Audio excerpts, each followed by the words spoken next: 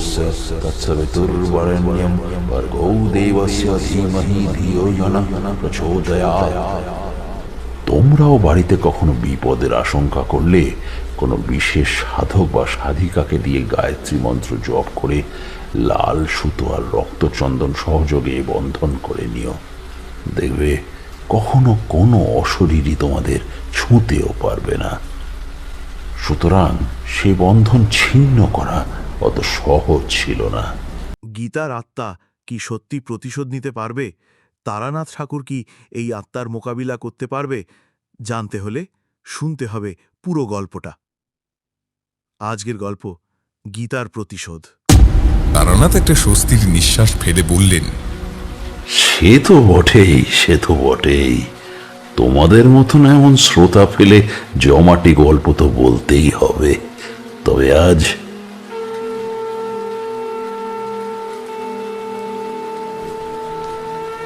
কথাটা শেষ করার আগেই সন্ধ্যার শঙ্খ বেজে উঠল। বাইরে বৃষ্টির সাথে ঝোড়ো হাওয়ার দাপট বেশ টের পাচ্ছিলাম। জানি না আজ ফেরার সময় কি দুর্ভোগ রয়েছে কপালে। যাই হোক, চারির সন্ধ্যা প্রদীপ দেখানো শেষ হতেই তারানাথ হাঁক দিলেন, চারিমা, এবার একটু মুড়ির আয়োজন কর। চারি ভেতর থেকে সাড়া দিয়ে সম্মতি জানালো। আমি আজ বেশ বুঝতে পারছিলাম গল্পটা ভয়ানক কিছু হতে চলেছে। তারানাথ আবার কিছু বলার আগেই আমি পাসিং শোয়ের প্যাকেটটা ওনার তক্তপোষের পাশে রেখে দিলাম। উনি সেটা আন্দাজ করেই একটু হেসে বললেন, এনেছো বুঝি? তা বেশ, তা বেশ। আসলে হুঁকো টেনে টেনে মুখে আর ভালো লাগে না। তোমাদের ওই সিগারেটের ছোঁয়া একটু পেলে বেশ আরাম বোধ হয়, তার ফলে আমেজটা ঠিক আসে। এবার দেখলাম কিশোরীও ভেট হিসেবে শালপাতায় মোড়া তেলে ভাজাগুলো তারানাথকে দিল। তারানাথ এবার বললেন, কি করেছো হে ছোকরা, আবার তেলে ভাজা? ওইটুকুই তো এনেছি ঠাকুর মশাই। কিছুটা অস্বস্তি বোধ করলেও আমাদের দেওয়া ভেট তারানাথ গ্রহণ করলেন। আসলে রোজ রোজ খালি হাতে তারানাথের বাড়ি আসা যায় না। আজ বৃষ্টির জল ও কাদা মাথায় নিয়ে এইটুকু আনতে ভুল করিনি। তারানাথ পাসিং শোয়ের প্যাকেট থেকে একটা সিগারেট বের করে ধরালেন। সিগারেটের ধোঁয়া ছাড়তে ছাড়তে বললেন, আজকে তোমাদের আমি একটা বিচিত্র অভিজ্ঞতার কথা বলবো। সে ঘটনা সত্যি ভীষণ ভয়ঙ্কর।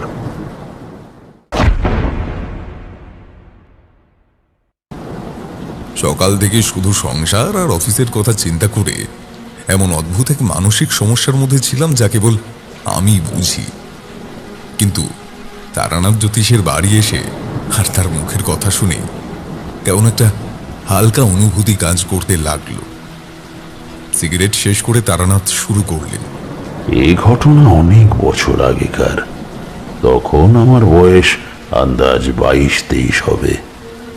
একদিকে সংসারে থাকার চাপ আর অন্যদিকে মন চাইছিল বেরিয়ে যেতে। তবে আমি তখন মনের সঙ্গে দ্বন্দ্ব করেও সিদ্ধান্ত নিই বেরিয়ে যাওয়ার। মা জানতেন যেখানেই যাই ফিরে ঠিকই আসব। তোমরা তো এতদিনে জেনেই গেছো সংসার ছাড়া বৈরাগী আমি ছিলাম না। ঝড়ঝাপটা যাই জীবনে এসেছে তার মোকাবিলা করে মাথা উঁচু করে আবার ফিরে এসেছি। গৃহত্যাগ করলেও গৃহের টান আমি সব সময় অনুভব করি। আসলে কি জানো, জীবনে কাউকে ঠকাইনি, তাই হয়তো আজও খাওয়ার চিন্তা করতে হয়নি। এক সাধক আমায় বলেছিলেন সৎ পথে থেকে মানুষের সেবা করতে। আজও আমি সেই পথই অনুসরণ করে চলেছি। কিন্তু সেইবার সে কেন জানি না তার দুর্দশার জন্য আমাকেও দায়ী করে মৃত্যুর মুখে ঠেলে দিয়েছিল। পরে অবশ্য আমি আমার সর্বক্ষমতা দিয়ে তাকে বুঝিয়ে দিয়েছিলাম যে কারো দুঃখের জন্য অযথা অন্য কাউকে দায়ী করা উচিত নয়। এতটা বলতে বলতেই চারি মুড়ি মাখা আর শশা নিয়ে বৈঠকখানায় প্রবেশ করল। গল্পে কিছুটা বাধা পড়ল। তারানাথ তেলে ভাজাগুলো থালায় ঢেলে মুড়ি খেতে শুরু করলেন। নাও নাও, দুটি খাও তোমরা। সংকোচ সত্ত্বেও আমরা দুজনে মুড়ি তুলে মুখে চালান করে দিলাম। তারানাথ মুড়ি খেতে খেতেই বলতে শুরু করলেন। সময়টা ছিল কার্তিক মাস। বাতাসে হালকা শীতের ভাব অনুভূত হচ্ছে। ঘর যেন আমাকে একটা বেড়ির মতো বেঁধে রেখেছে। ঠিক করলাম বাইরে বেরিয়ে পড়ব। যেমন মনের ইচ্ছা তেমনটাই করলাম। পথে কখনো গরুর গাড়ি বা কখনো হাঁটা, এই ছিল আমার দিন নামচা। বাড়ি থেকে বেরিয়ে চলেছি এক অজানার সন্ধানে, একটু মুক্তির জন্য। শরীরের সমস্ত শক্তি প্রায় কমে আসতে লাগলো।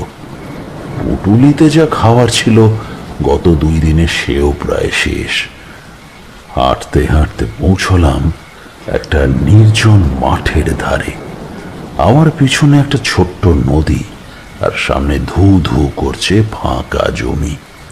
যদিও অনেকটা দূরে কয়েকটা বাড়ি ঘর দেখে বুঝতে পারলাম যে এখানে কারো বাড়ি হয়তো রাতটা কাটানোর সুযোগ মিলতে পারে।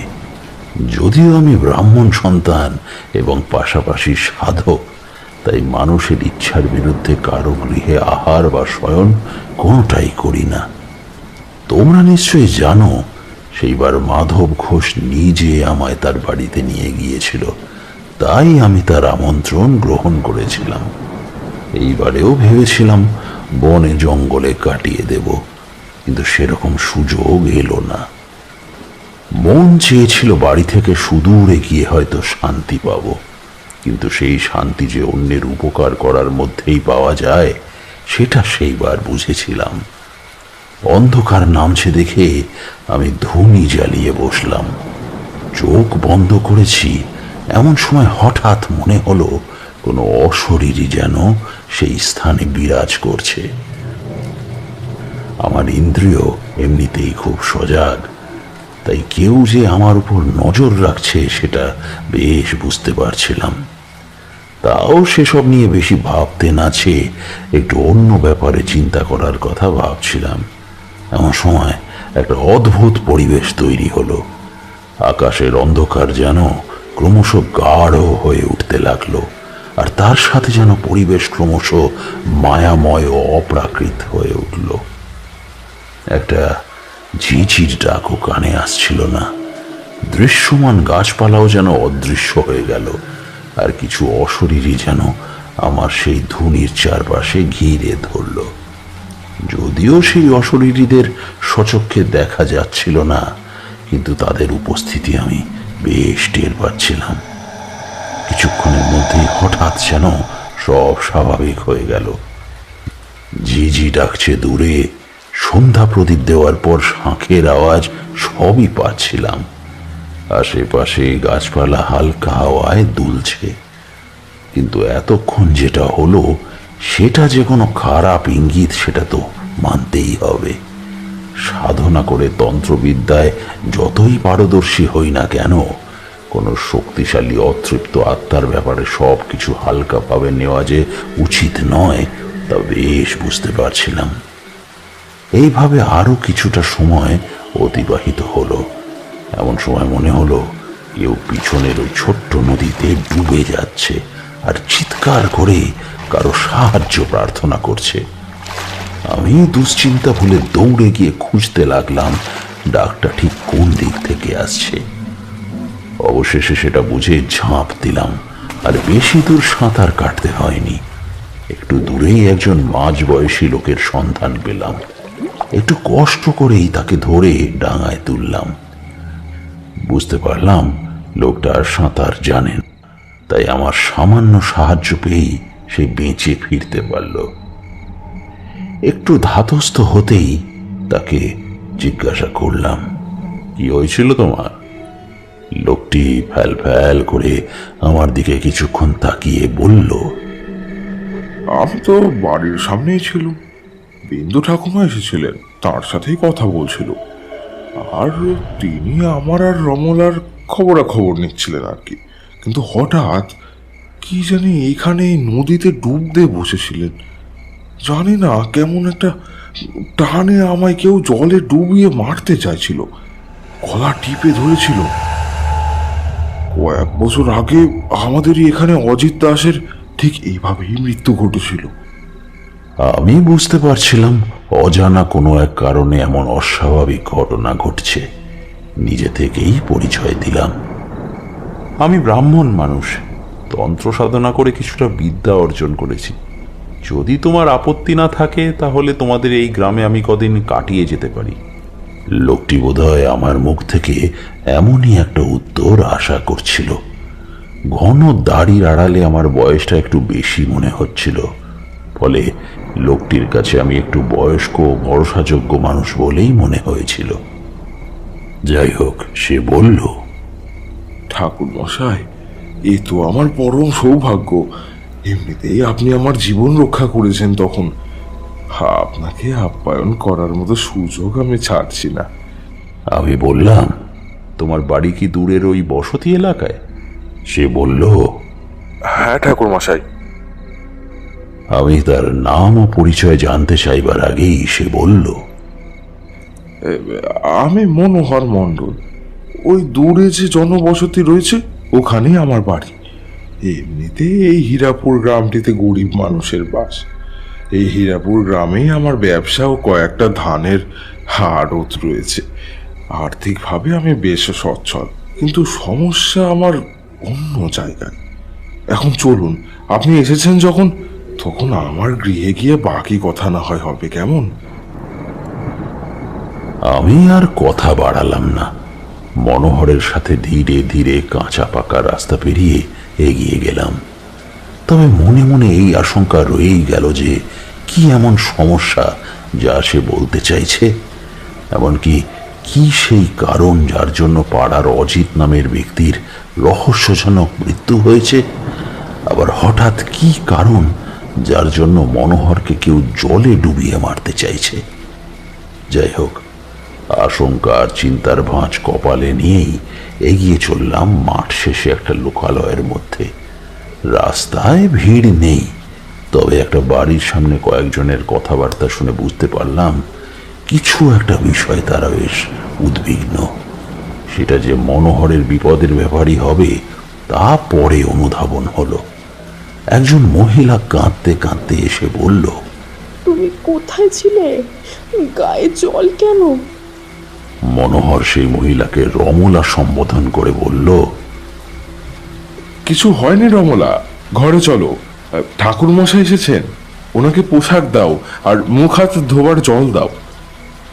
তা তোমার বিন্দু ঠাকুমা কোথায়?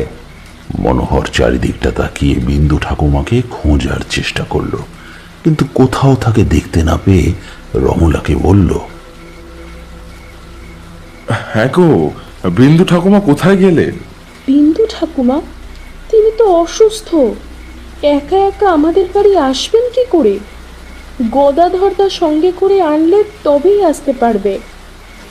মনোহর কেমন যেন একটা গভীর চিন্তায় পড়ে গেল। রমলা তা দেখে হয়তো কিছু আশঙ্কা করতে লাগলো। রমলা মেয়েটি শান্ত ও ভীতু প্রকৃতির। মেয়েটির বয়স হয়েছে, তবে মুখের লাবণ্য এখনো রয়েছে।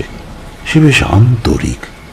গ্রামের মেয়েদের মধ্যে এমন আন্তরিক ভাব আমি সব সময় লক্ষ্য করেছি।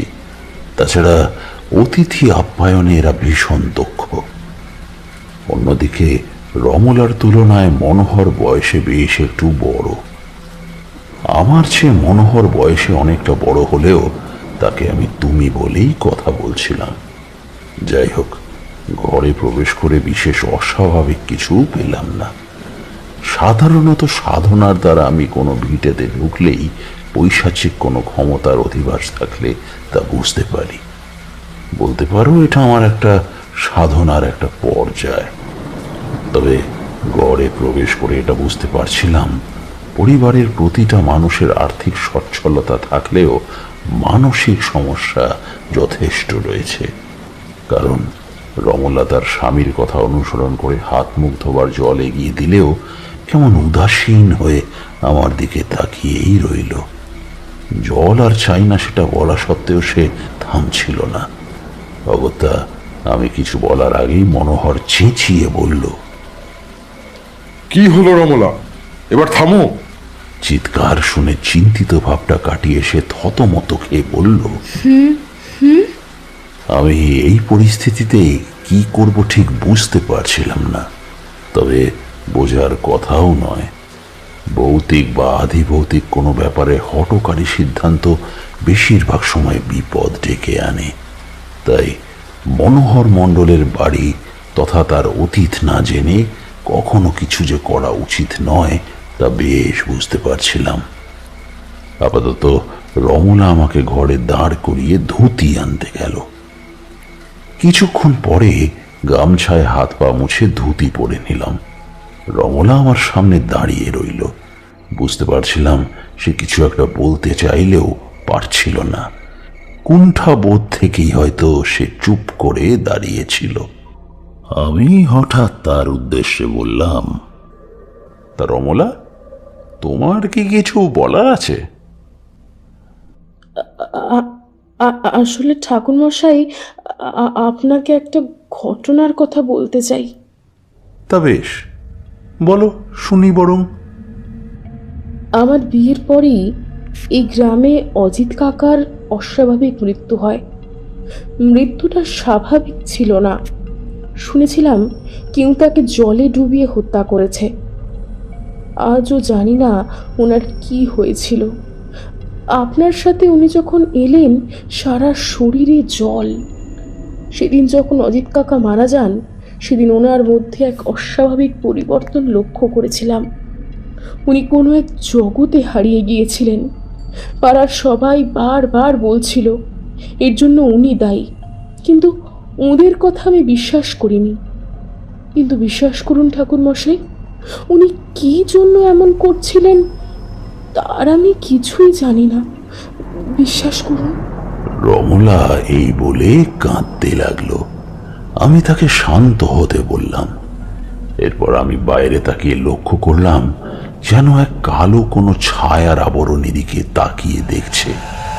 কাল পিশাচের ক্ষেত্রে আমি যেভাবে তাকে সারা জীবনের জন্য বিনাশ করে সব বিপদ থেকে রক্ষা করেছিলাম, এক্ষেত্রেও জানি না কেন তারই মতো কোনো অশরীরীর আশঙ্কা করছিলাম।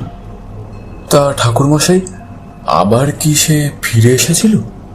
না না, কাল পিশাচ ফিরে না আসলেও এ ছিল তেমনই এক প্রচন্ড শক্তিশালী ভৌতিক শক্তি। জীবনের না পাওয়ার অতৃপ্তি আর তার প্রতিশোধ নিতেই তার আগমন। কৌমুদীর স্মৃতি তখনও আমার মন থেকে মুছে যায়নি। সে তখনও আমায় মাঝে মধ্যে স্বপ্নে ও জাগরণে দেখা দেয়। এমন মুহূর্তে কে আবার এলো যার সাথে আমি জড়িয়ে পড়লাম, বড্ড চিন্তায় পড়ে গেলাম। তারানাথের উদাস হয়ে বাইরে বৃষ্টির দিকে তাকিয়ে থাকা দেখে বুঝলাম অভিজ্ঞতাটি কাল পিশাচ ও কৌমুদীর মতোই খুবই ভয়ঙ্কর। ঠাকুরমশাই, তাহলে রমলার আশঙ্কার বাইরের ঘোলাটে আবরণ কি কোনো বিশেষ কাউকে ইঙ্গিত করছিল? তারানাথ একটা সিগারেট ধরিয়ে তক্তপোষে বেশ নড়ে চড়ে বসলেন। একটা ধোঁয়া ছেড়ে বললেন, তেমনই একজনের উপস্থিতিকে ইঙ্গিত করছিল। তারপর কি হলো ঠাকুরমশাই? আমি জানলার দিকে তাকিয়ে শান্তি মন্ত্র জপ করতে লাগলাম। ওম সহনা ভবতু সহনো ভুনতু সহ বীর্যং করবাবহৈ তেজস্বিনাবধীতমস্তু মা বিদ্বিষাবহৈ। ওম শান্তি শান্তি শান্তি। তোমাদের আগেই বলেছি যে শান্তি মন্ত্র উচ্চারণের সাথে সাথে হাজারো বিপদ থেকে রক্ষা পাওয়া যায়। এক্ষেত্রেও তাই হলো। হঠাৎ ওই কালো ঘোলাটে আবরণ মিলিয়ে গেল।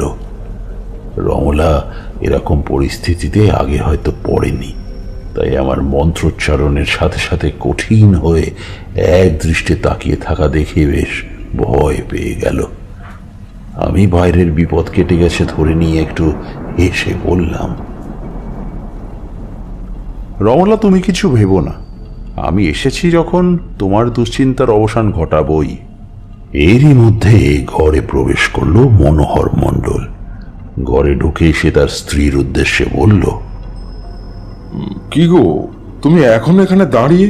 যাও, ঠাকুর মশাইয়ের জন্য কিছু জল খাবারের ব্যবস্থা করো। রমলা তার স্বামীর আদেশ শুনে তড়িঘড়ি নিজের ঘোর কাটিয়ে আমায় প্রণাম করে ঘরের বাইরে বেরিয়ে গেল। আমি লক্ষ্য করছিলাম যে মনোহর কথা বললেও তার চোখের মধ্যে একটা অজানা আতঙ্কের ছাপ স্পষ্ট। মনোহর, তোমার স্ত্রী অজিত নামের লোকটির ব্যাপারে কিছু বলছিল। ব্যাপারটা একটু খোলসা করলে ভালো হতো। সে বলছিল যেদিন লোকটি জলে ডুবে মারা যান সেদিন তোমার মধ্যে কি এক অস্বাভাবিক আচরণ নাকি লক্ষ্য করেছিল। চোখের মধ্যে আতঙ্কের মাত্রা আরো বেড়ে চলল। মনোহর কি বলবে সেটা ভাবছিল তা আমি বেশ বুঝতে পারছিলাম। সাধারণত গ্রামগঞ্জে এরকম প্রেত বা ভৌতিক ঘটনার সম্মুখীন আমার মতো অনেকেই হয়েছে।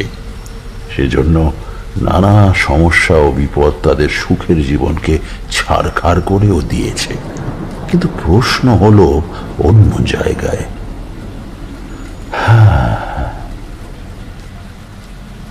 এই বলে তারানাথ একটা দীর্ঘশ্বাস ফেললেন আর থেমে গেলেন। ঠাকুরমশাই, মনোহর কি আপনার প্রশ্নের উত্তর দিল? তারানাথ আমার দিকে এক দৃষ্টে তাকিয়ে বললেন, আসলে অজিতের মৃত্যু স্বাভাবিক ছিল না, সেটা মনোহর ছাড়া আর কেই বা ভালো জানত। মনোহর সেই জন্য বড্ড কুণ্ঠা বোধ করছিল, কিন্তু আমি বেশ বুঝতে পারছিলাম তার সেই অস্বস্তির কারণ। আর তখনই মনোহর নিজের সেই ভয় ও কুণ্ঠা কাটিয়ে বলে উঠল, হ্যাঁ হ্যাঁ ঠাকুর মশাই, সেদিন আমার কেমন একটা অবস্থা হয়েছিল। আমি জানি না কেমন হয়েছিল, আমার কাছে সবই কেমন যেন ঘোলাটে লাগছিল। মনে হচ্ছিল এই বুঝে আমি অজ্ঞান হয়ে যাব। আশেপাশে রমলা ও কয়েকজন থাকলেও তাদের মধ্যে একজন খুব চেনা মানুষকে আমি দেখেছিলাম। সে যেন আমাকেই চাইছে আর ক্রমশ আমার কাছে আসছিল। গলা আমার শুকিয়ে আসছিল আর আমি যেন নিঃশ্বাস নিতে পারছিলাম না। চারিদিকে এক প্রলয় ঝড় আমার কোথায় ছিটকে নিয়ে চলে যাচ্ছিল। বিশ্বাস করুন ঠাকুর মশাই, আজও যখন আমি জলের মধ্যে ডুবে যাচ্ছিলাম তখনও সেই মুখ আমি দেখেছি। প্রথমে মনে করতে পারিনি, কিন্তু এখন আমি তাকে চিনতে পেরেছি। সে আমাদের গ্রামেরই মেয়ে ছিল। তার নাম গীতা, শ্রীধর দাসের একমাত্র মেয়ে। বয়সই রমলার মতোই হবে, কিন্তু একটা ঘটনা সব কিছু কেমন তছনছ করে দিল। রূপের আগুন কখন যে কাকে কোথায় নিয়ে যায় তা বোধহয় সে নিজেও জানে না। তবে অনেকে বলে গীতার জন্যই সবটা। কি হলো মনোহর? গীতার জন্য সবটা কি হয়েছিল? মনোহর একটু জানলার দিকে তাকিয়ে বলল, বলছি ঠাকুর মশাই, বলছি, সবটা বলছি। লোক মুখে যা রটেছিল সেটা একরকম, কিন্তু আমি জেনেছিলাম একটু অন্যরকম ঠাকুর মশাই। আসলে শ্রীধর দাস মেয়ের বিয়ে নিয়ে যতটা না চিন্তিত ছিল, তার চেয়ে বেশি চিন্তিত ছিল আর্থিক কারণে। আমি তখন চাষবাস করি। হঠাৎ শুনলাম গোকুলপুরের জমিদার মধ্য 50-এর ভূদেব রায় আবার বিবাহ করতে উদ্যোগী হয়েছে।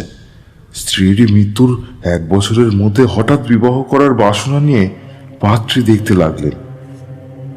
জমিদার বংশের নানান কুকীর্তি সবসময় শোনা যেত, কিন্তু এরকম ভীমরতি আমরা আগে কখনো শুনিনি।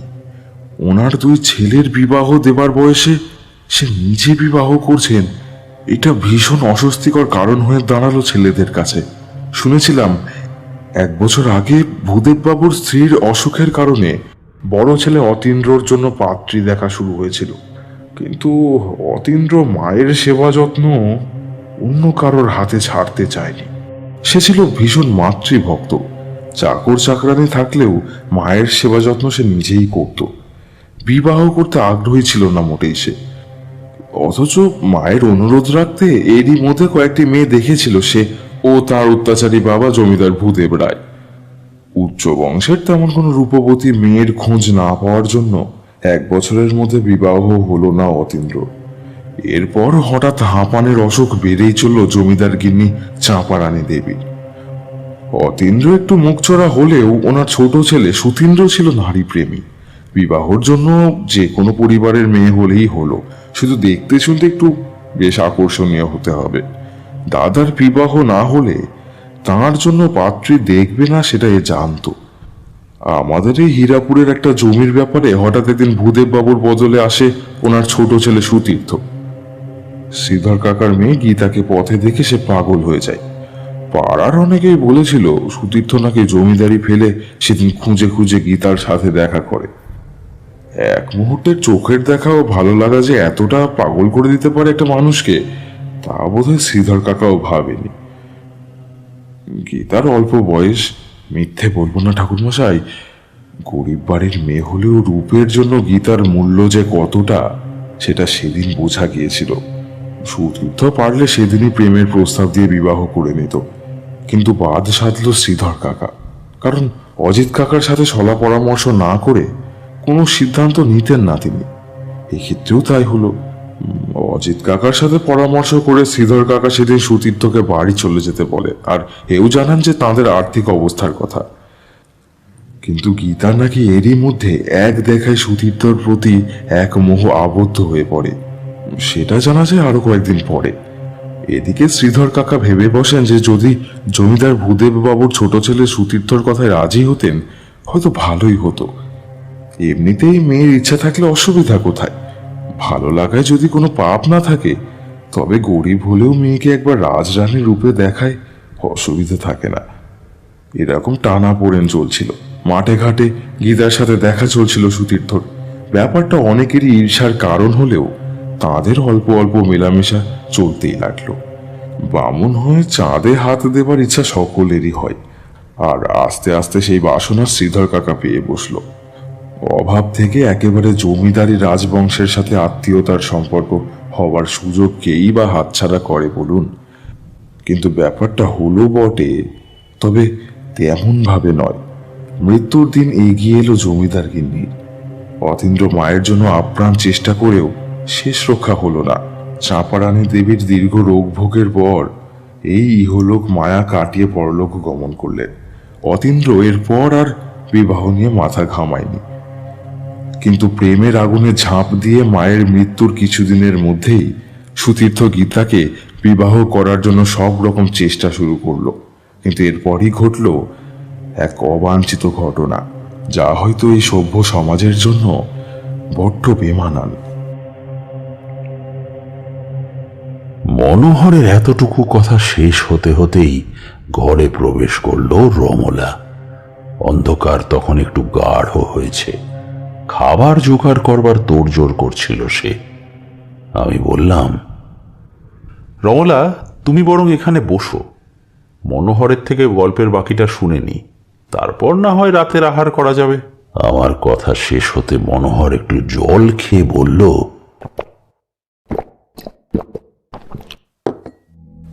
যে কথাটা বলছিলাম ঠাকুরমশাই, জমিদার গিন্নির মারা যাবার 6 মাসের মধ্যে জমিদার ভূদেব রায় আবার নিজের বিয়ে করার জন্য পাত্রীর সন্ধান করতে লাগলেন। যেখানে যাচ্ছিলেন সেখানে জমিদার বংশের মেয়ে পেলেও ভূদেব বাবুর মনের মতো হচ্ছিল না। অত্যাচারী জমিদার পারলে নিজের অর্থ আর গায়ের জোরে যে কোনো মেয়েকেই তুলে আনতে পারতেন, কিন্তু তিনি তেমনটা করলেন না। 2 ছেলে বাবার এমন বিবাহ করবার বাসনা দেখে প্রতিবাদ করতে চাইলেও ভূদেব বাবুকে দমানো গেল না। কামনার আগুনে তিনি অনুরক্ত। আস্তে আস্তে ছেলেদের কাজের ওপর নজরদারি করতে শুরু করলেন।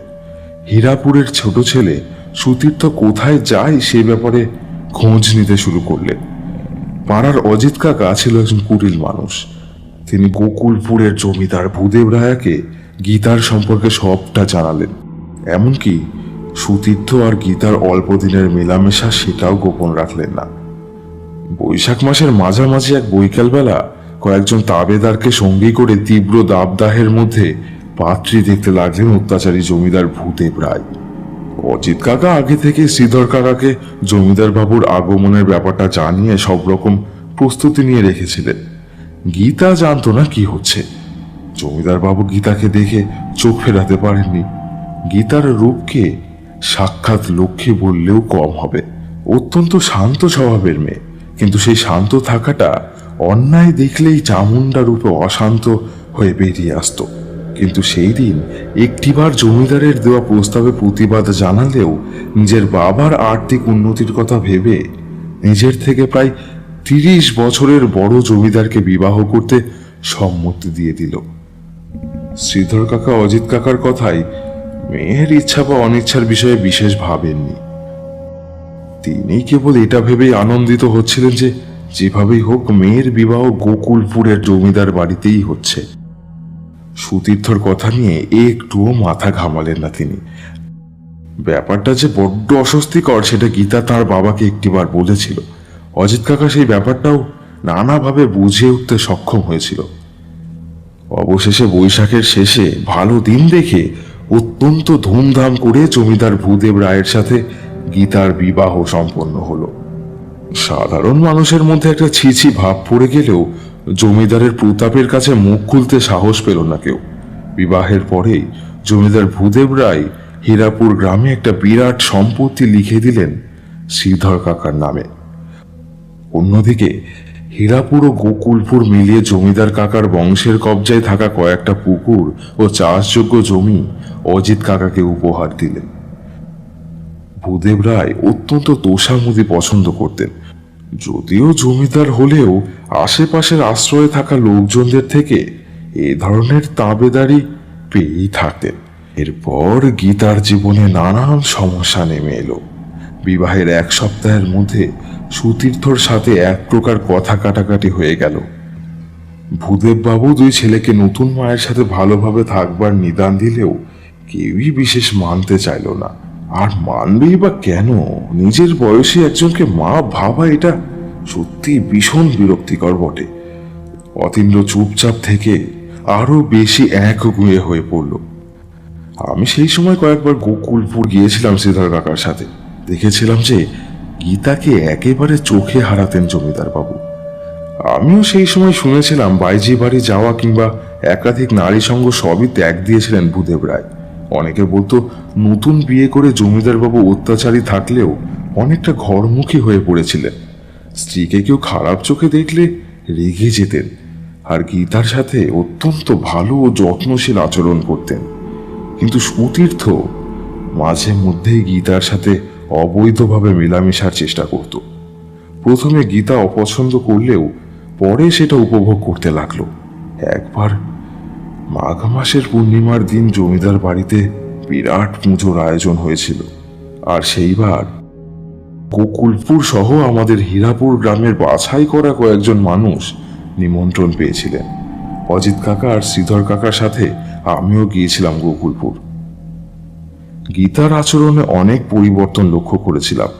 গীতা জমিদার বাবুর থেকে তার ছোট ছেলে সুতীর্থর সাথে অত্যন্ত হাসি খুশি ভাবে মেলামেশা করছিল। সন্দেহ হতে আমি বাড়ির বাকি লোকজনদের চোখ এড়িয়ে অন্দরমহলে একটা ঘরে পৌঁছে যাই। একটা ফিসফিসানি শুনে দাঁড়িয়ে পড়ি। সন্ধ্যা হয়ে পূর্ণিমার চাঁদ খড়খড়ি দিয়ে ঘরে প্রবেশ করে ঘরটা আলোকিত করে তুলেছিল। 2 নরনারীর আদিম প্রবৃত্তি ঘরের দেওয়াল জুড়ে এক নতুন ইতিহাস রচনা করছিল। বিশ্বাস করুন ঠাকুর মশাই, আমি চাইনি এই দৃশ্য দেখতে, এমনকি আমি এও চাইনি সবাই জানুক। কিন্তু থামলে কেন মনোহর? বলো, সবাই জানলো কি করে? মনোহর নিজের স্ত্রীর দিকে একটিবার তাকিয়ে আবার শুরু করলো। কিন্তু সুতীর্থর সাথে গীতার এই অবৈধ সম্পর্কের বিষ যে কতটা মারাত্মক সেটা ভেবেই আমি জানালার পাশে সরে আসি। হঠাৎ দেখি পাশে দাঁড়িয়ে অজিত কাকা। লুকাতে চাইলেও পারলাম না। অজিত কাকা এই ব্যাপারটা কেন জানি না জমিদার বাবুকে তক্ষুনি বলতে গেলেন, আর আমিও তার সাক্ষী সেটা প্রমাণ করে ছাড়লেন। প্রবল অশান্তি ও তীব্র বাদানুবাদ চলতে লাগলো ওই গোকুলপুরের জমিদার বাড়িতে। লোকজনের সামনে বেইজ্জত হয়ে ভূদেব বাবু অত্যন্ত ভেঙে পড়লেন। গীতা আমাকে ভুল বুঝল। আমি যদিও নিজের সপক্ষে কিছু বলবার সুযোগ আর পেলাম না। নতুন মায়ের সাথে ছেলের সম্পর্ক এ যেমন লজ্জার তেমনই অসম্মানের। জমিদার ভূদেব রায় দেখলেন স্ত্রীর থেকে নিজের ছোট ছেলে সুতীর্থকে আলাদা করতে ঘর ত্যাগ করাই উচিত। যেমন ভাবনা তেমনই কাজ। জমিদার বাবু চলে এলেন হীরাপুরে, আর এখানে তার নিজের বিশাল বাগান বাড়িতে উঠলেন। নিরিবিলি পরিবেশ, নিজের স্ত্রীকে নিয়ে সুখে শান্তিতে থাকবার প্রত্যাশা নিয়ে চলে এলেন। বাঁ দিকে বড় পুকুর আর ডান দিকে বড় বাগান। সমস্ত জিনিসপত্র লোকজন দিয়ে যেত, আর গীতাকে বাইরে যাবার কোনো প্রয়োজনই ছিল না। জমিদার বাবু এখান থেকে অল্প অল্প জমিদারির দায়িত্ব সামলাতেন। অন্যদিকে দুই ছেলেকে গোকুলপুরের জমি জমা লিখে দিয়েছিলেন। কিন্তু গীতার মধ্যে কামনার আগুন ডগমগ করছিল তখন। তবুও জমিদার ভূদেব রায় ওই ঘটনার পর গীতার সাথে এক বিছানায় শুতে চাইতেন না। সবসময় তার মনে হতো গীতা অপবিত্র হয়ে গিয়েছে। গীতার মধ্যেও তা নিয়ে বিশেষ কোনো সমস্যা ছিল না। ভূদেব বাবুর সাথে তার স্ত্রীর দাম্পত্য সম্পর্ক ক্রমশ খারাপ হয়ে যেতে লাগলো। নিজের ছেলেদের থেকে দূরে এসেও স্ত্রীর সাথে সেইভাবে আর মিশতে পারছিলেন না। কামনা বাসনা সবই জলাঞ্জলি দিলেন, কিন্তু গীতা সব সময় সুতীর্থকেই চাইতো। সুতীর্থ মাঝে মাঝে রাতের দিকে আসতো গীতার শারীরিক চাহিদা পূরণ করতে। তাদের অবৈধ মেলামেশা বেড়েই চলল। গীতার শরীরে শুধু কামনার আগুন জ্বলতে লাগলো। ভুল ঠিক এসব জ্ঞান বা বুদ্ধি কোনোটাই তার ছিল না। একদিন জমিদার ভূদেব বাবুর ফেরার কথা ছিল না। বাড়ি ছিল সম্পূর্ণ ফাঁকা। দু একজন লেঠেল ছাড়া কেউই ছিল না এই হীরাপুরের বাগান বাড়িতে। গীতা ধরে নিয়েছিল এমন সুযোগটা কাজে লাগাতে। গীতার সাথে বৈকাল বা রাতে যে কেউ দেখা করে এই কানাঘুষো ভূদেব বাবু শুনেছিলেন। তাই সেই দিন সন্দেহবশত বৈকালবেলা বাইরে কাজে বেরিয়েও আবার হঠাৎ ফিরে আসলেন ভূদেব বাবু। সঙ্গে ছিল অজিত কাকা। বাইরের বাগানে অজিত কাকাকে দাঁড় করিয়ে ভূদেববাবু দরজার বাইরে থেকে নিজের স্ত্রীর এই প্রেমলীলা চাক্ষুষ করলেন। সেদিন তার সাথে ছিল সুতীর্থ। নিজের ছেলেটিকে ঘাড় ধাক্কা দিয়ে দূর করে দিয়ে স্ত্রীকে মারধর করলেন। অজিত কাকার কাছে শুনেছি সেদিন জমিদার বাবু অত্যন্ত রেগে গিয়ে গীতাকে বলেন, বড্ড তোর রূপের দিমাগ, তাই না হারামজাদি? তারা দেখাচ্ছি মজা। এই বলে ছুরি নিয়ে মুখে হাতে গলায় চালাতে যান, আর অজিত কাকা সামলান জমিদার বাবুকে। তবু সেদিন কিছুটা ক্ষত গীতার শরীরে হয়েছিল। কয়েকদিন স্বামী স্ত্রীর মধ্যে সেভাবে আর কথা হয়নি। বাইরে যে যা খবর বা অন্যান্য সামগ্রী দিতে আসতো তা গীতা নিয়ে নিত। এমনই একদিন দুপুরে গীতা মাথা ঘুরে পড়ে যায়, আর সেদিন জমিদার বাবু বাড়িতে ছিলেন। যতই মনোমালিন্য হোক না কেন, সে তার বিবাহিত স্ত্রী। কবিরাজ ডাকতে পাঠালেন। আমাদের পাড়ার জ্যোতি কবিরাজকে ডেকে আনলেন অজিত কাকা। কবিরাজ জানালেন গীতা অন্তঃসত্ত্বা। খবরটা শুনে জমিদার বাবু আনন্দিত হলেন না। চরিত্রহীন স্ত্রীর গর্ভে কার সন্তান এসেছে এটা ভেবেই উনি আরো চিন্তিত হয়ে পড়লেন। গীতার সে ব্যাপারে কোনো ভ্রুক্ষেপই ছিল না। গীতা জানিয়েছিল এ সন্তান জমিদার বাড়ির, কিন্তু কেই যে তার পিতা এটা পরিষ্কার বলেনি। অজিত কাকা সবটা জানতো, আর তার ফলে আমিও জানতাম। প্রতিদিন রাতে জমিদার ভূদেব বাবু ঘুমিয়ে পড়লে হীরাপুর গ্রামের এই বাড়ি সংলগ্ন ঘাটের পাশে মিলিত হতো ওরা দুজন। গীতার সাথে ঘনিষ্ঠ অবস্থায় প্রায় দিনই রাতে দেখা যেত জমিদার বাবুর ছোট ছেলে সুতীর্থকে। মেলামেশা এরপরও বন্ধ হয়নি। সুতরাং গীতার গর্ভে সুতীর্থর সন্তান আছে এটা সুতীর্থ জানত। গীতার গর্ভের সন্তান পৃথিবীতে আসুক এটা ভূদেববাবু একেবারেই চাইতেন না। তাকে যাবতীয় পরামর্শ দিতে লাগলেন অজিত কাকা। এদিকে সমস্ত ঘটনা থেকে সম্পূর্ণ অজ্ঞাত ছিলেন গীতার বাবা শ্রীধর কাকা। আসলে শ্রীধর কাকার হঠাৎ শারীরিক অবনতি হওয়ায় তিনি হাঁটা চলা করতে আর পারলেন না। শ্রীধর কাকাকে কিছু খবর আমি দিতাম, যদিও এই সব খবর কখনো শোনায়নি। এর মধ্যেই একদিন অজিত কাকা ভুল বুঝিয়ে লুকিয়ে সকলের চোখ এড়িয়ে আমাকে গীতার কাছে নিয়ে গেল। আমি জানতাম না তার উদ্দেশ্য। গীতা আমায় দেখেই রেগে গিয়ে বের করে দিল। আমি বেরিয়ে আসতে গিয়ে একটিবার পিছন ফিরে ঘুরে দেখি দরজা বন্ধ করতে যাওয়ার আগেই পিছন থেকে ভূদেববাবু গীতাকে জাপটে ধরেছেন। কিছু বলবো তার আগেই দরজা বন্ধ হয়ে গেল। আমি চলে যাচ্ছিলাম, কিন্তু গীতার আর্তনাদ শুনে আবার ফিরে এলাম। খুঁজতে থাকলাম ঘরের ভিতরে শব্দ কোথা থেকে আসছে, কিন্তু না, খুঁজে পেলাম না। বুঝতে পারছিলাম একটা ভয়ঙ্কর কিছু হতে চলেছে, কিন্তু আমার হাতে তা প্রতিরোধ করার ক্ষমতা ছিল না। বাম দিকের পুকুরের দিকটায় দেখি গীতার নেতিয়ে পড়া অসার দেহটা ঘাট থেকে জলে ফেলে দিতে চলেছেন অজিত কাকা। একটু দূরে দাঁড়িয়ে জমিদার বাবু, আশেপাশে আর কেউ নেই। আমি না বলে চিৎকার করে এগিয়ে যেতে অজিত কাকা থামলেন, আর আমি গীতাকে ওনার হাত থেকে সরিয়ে ঘাটে শোয়ালাম। কি হয়েছে জানতে চাইতে অজিত কাকা আর জমিদার বাবু কিছু না বলে পৈশাচিক হাসি হাসতে লাগলেন।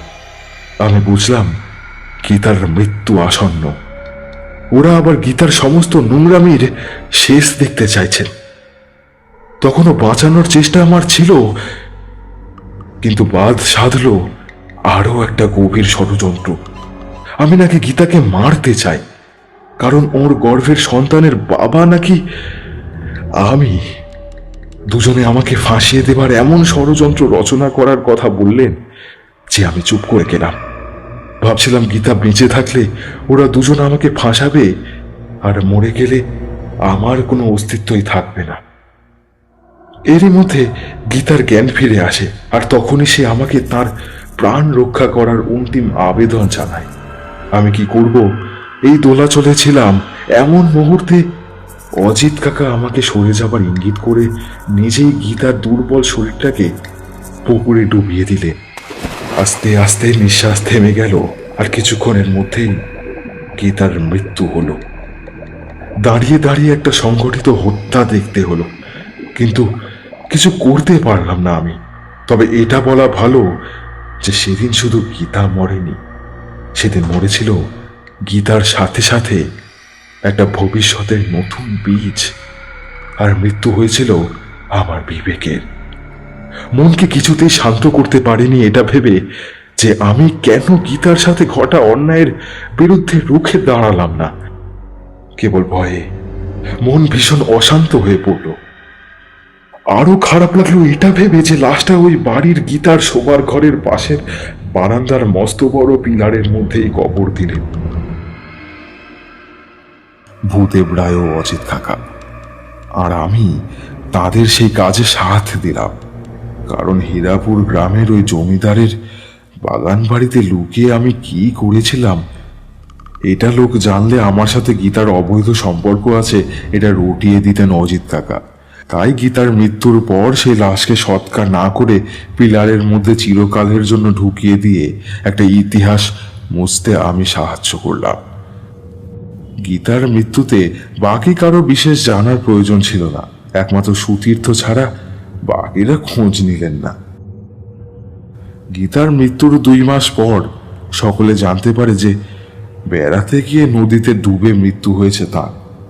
নদীর স্রোতে ভেসে যাওয়ার জন্য দেহ পাওয়া যায়নি, সবটাই গোপন করে রাখা হয়েছিল। এরপর কয়েক মাস বাদে শোনা যায় জমিদার ভূদেব রায় নাকি হঠাৎ পাগল হয়ে গিয়েছেন। কেউ কেউ হীরাপুরের ওই বাগান বাড়ির আশেপাশে ভূদেব বাবুর ভয়ে যেতে পারতেন না। অজিত কাকা যেহেতু সব রকম ষড়যন্ত্রকে সংগঠিত করেছিলেন, তাই তিনি জমিদারের সাথে বেইমানি করেননি। তিনি নিজেই ভূদেব বাবুর খেয়াল রাখতেন। তার সাথে ভূদেব বাবু নিজের নানা কষ্টের কথা বলতেন, যা শুনলে মনে হতো যেন জমিদার বাবু কোনো শোক থেকেই এই অসংলগ্ন কথা বলতেন। অজিত কাকা তাকে জিজ্ঞাসা করে শুধু এইটুকু জেনেছিলেন যে কোনো অশরীরই ওই বাড়ি, বাগান ও পুকুরের ধারে ঘুরে বেড়ায়। যাঁর আমুক টান ভূদেব বাবুর এই অবস্থার জন্য দায়ী। দীর্ঘ 5 বছর এভাবেই এ বাড়িতে ভূদেব বাবু থাকলেন। এরপর একদিন ওখানেই শোবার ঘর থেকে বিকৃত এক মুন্ডু কাটা দেহ পাওয়া গেল তার। অজিত কাকাই প্রথম মৃতদেহ উদ্ধার করেছিলেন। প্রাথমিকভাবে মনে হয়েছিল নিজের হাতে মুন্ডু কেটে ফেলেছেন উনি, কারণ ওনার হাতে ধারালো ছুরি পাওয়া যায়। তবে এলাকার শিবু গুনিন বলেছিলেন, জমিদারের রক্ত কেউ পান করে মুন্ডু কেটে ফেলে রেখে দিয়েছে। এ কোনো অশরীরীর কাজ। ব্যাপারটা অবিশ্বাস্য হয়নি, কারণ ঘরের সব জানালা দরজা ভিতর থেকে বন্ধ ছিল। জমিদারের মৃত্যুর পর ওনার দুই পুত্র আসেন, তবে কান্না বা দুঃখ করার মতো মনের অবস্থা তাদের কারোরই ছিল না। বাবার মৃত্যু তাদের বিশেষ কষ্ট দেয়নি, তবে সুতীর্থ সবসময় সন্দেহ করত যে গীতার সাথে অন্যায় কিছু হয়েছে, কারণ সে আর গীতা যে পরস্পরকে ভালোবেসেছিল। শিবু গুণিনের কথা সেইভাবে কেউই বিশ্বাস করেনি। অশরীরী, ভূত এসব বিশ্বাস করার মতো মানুষ রায়বাড়ির কেউই ছিল না। তারা সবাই ভূদেব বাবুর মৃত্যুকে আত্মহত্যা ছাড়া বিশেষ কিছুই ভাবেনি। ফলত এবার হীরাপুরের এই বাড়িটির মধ্যে ঘটা ঘটনাকে তুচ্ছ মনে করে দখল নিতে চাইল দুই ভাই। এত বড় বাড়ি দুজনেই সামলাবে এই মনে করে মাঝে মাঝে থাকা শুরু করলো। অতীন্দ্র বিবাহ করলো আর তার স্ত্রীকে নিয়ে বকুলপুর থেকে এখানে মধুচন্দ্রিমা কাটাতে এলো। বেশি দিন টিকতে পারেনি কেউই। ভয় ও আতঙ্কে ঘর ছাড়া হলো। শোনা যায় জমিদার বাড়ির বড় ছেলে ও বড় বউ বকুলপুরের বাড়িতে বিষ খেয়ে আত্মহত্যা করে। মৃত্যুর কারণ অজানায় থাকে। সুতীর্থ তার দাদার মৃত্যুর পর অজিত কাকাকে এই হীরাপুর বাড়িটির দেখভালের দায়িত্ব দিয়ে বেনারস বেড়াতে চলে গেল বন্ধুদের নিয়ে। ফিরে কি কারণে জানি না, তাকে এই হীরাপুরের অভিশপ্ত বাড়ির দালানে গলায় ফাঁস জড়িয়ে মৃত অবস্থায় পাওয়া গেল। জমিদার ভূদেব রায়ের বংশের আর কোনো সদস্যই এখন আর বেঁচে নেই। সবার অস্বাভাবিক মৃত্যুর পর এলাকার শিবগুণিন একটা যজ্ঞ করে হীরাপুরের রায়দের ওই বাগান বাড়িকে বন্ধ করে দেয়। বাগান বাড়ির চারিদিকে মন্ত্রপাঠ করে এক বন্ধনে আবিষ্ট করে চলে আসেন। আর কেউ ওখানে যেতে সাহস পাননি।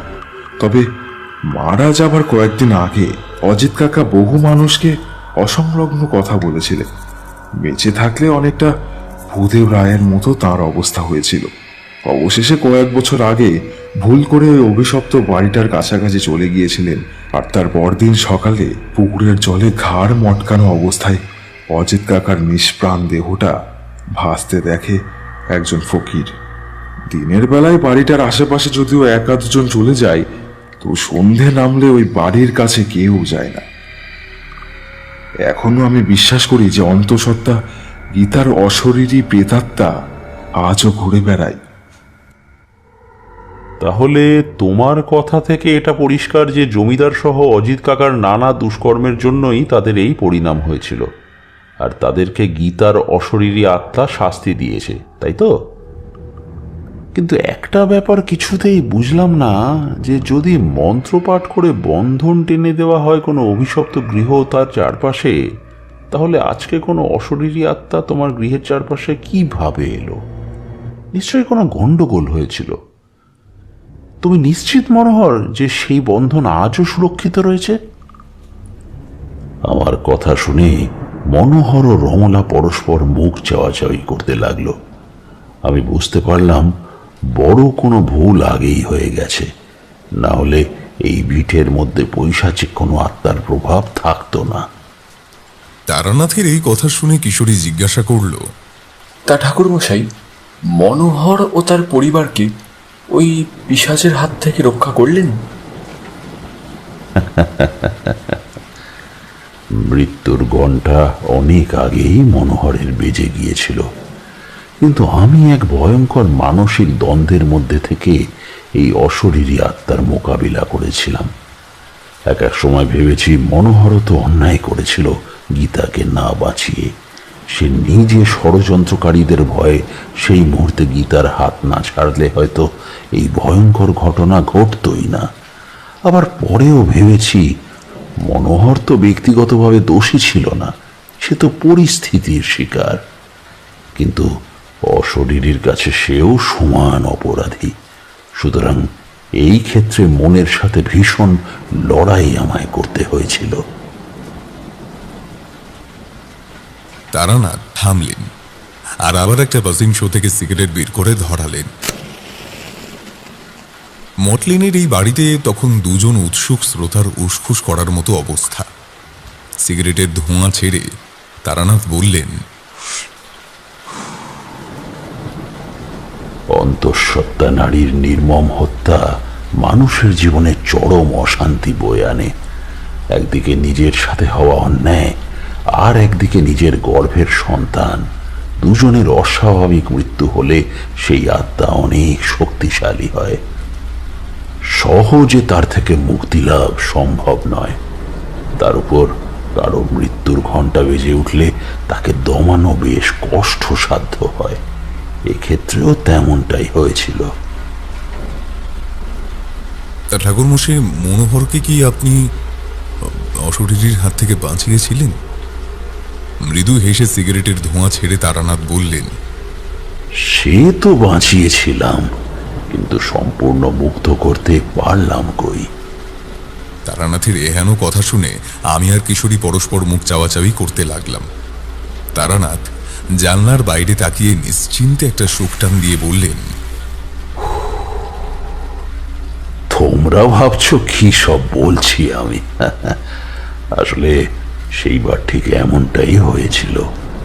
মনোহরকে বাঁচিয়ে রমলার সিঁথির সিঁদুর উজ্জ্বল করেছিলাম ঠিকই, কিন্তু সেই মনোহর আস্তে আস্তে বদলে গিয়েছিল, অর্থাৎ শেষ রক্ষা করতে পারিনি।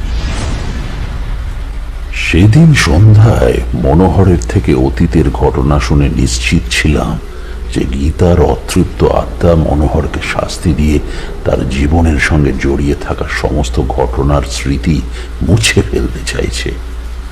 আসলে বেঁচে থাকা অবস্থায় গীতার উদ্দাম উশৃঙ্খলতায় বেড়ি কেউ পড়াতে পারেনি। সে ভালোবেসেছিল নিজের লাগামহীন জীবনকে।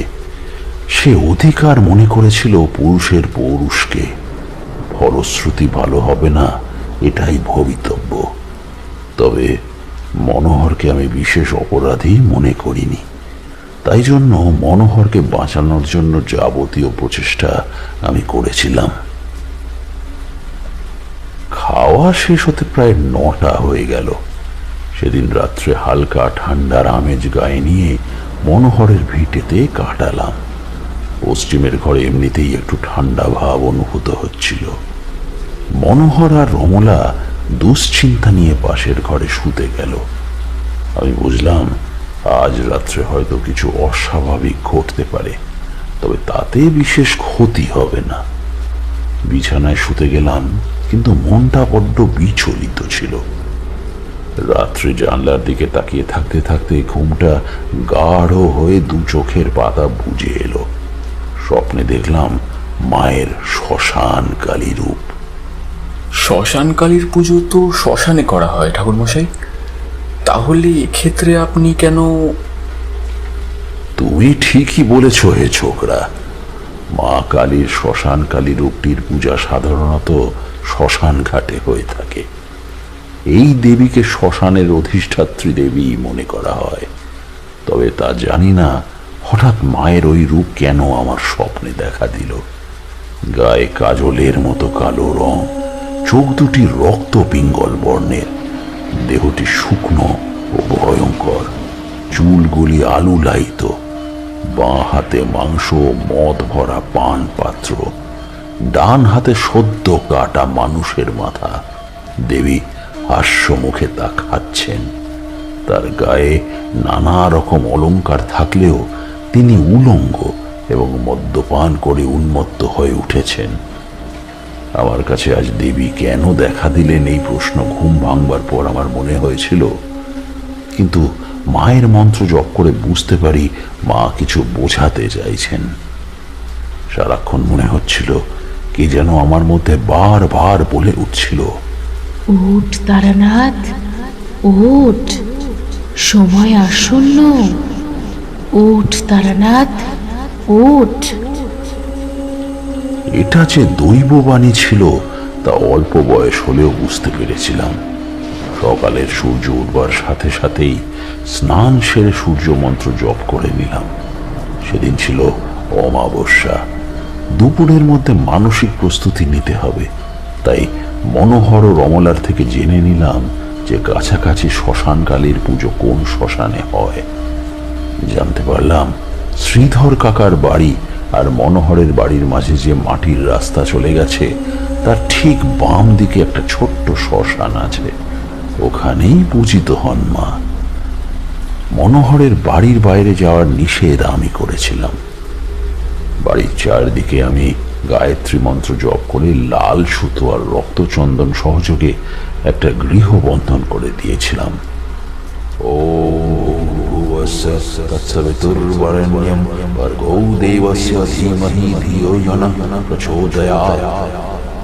তোমরাও বাড়িতে কখনো বিপদের আশঙ্কা করলে কোনো বিশেষ সাধক বা সাধিকাকে দিয়ে গায়ত্রী মন্ত্র জপ করে লাল সুতো আর রক্তচন্দন সহযোগে বন্ধন করে নিও।